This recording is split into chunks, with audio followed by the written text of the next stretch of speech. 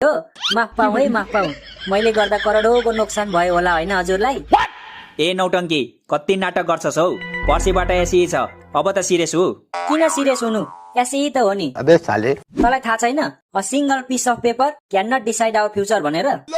यो भनाइ मेहनतीले भनेको सुहाउँछ त जस्तो अल्छीले भनेको सुहाउँदैन कोटेरो बाउले भन्छ अल्छी होइन हौ महा अल्छी यस्तो अल्छी त मैले आजसम्म देखेकै थिइनँ किन तिमीले अहिलेसम्म ऐना हेरेको छैनौ र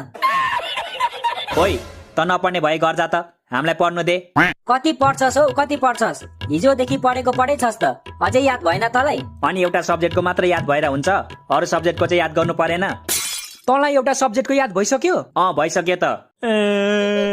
कुन सब्जेक्ट याद भयो तँलाई कम्प्युटर यसलाई कम्प्युटर याद भइसक्यो आफूलाई भने कतिवटा सब्जेक्ट छ भन्ने पनि थाहा छैन मलाई पनि कम्प्युटर र ओपिटी म्याथ याद भइसक्यो अनि मलाई त कम्प्युटर छोकै छैन भन्दै थिइस्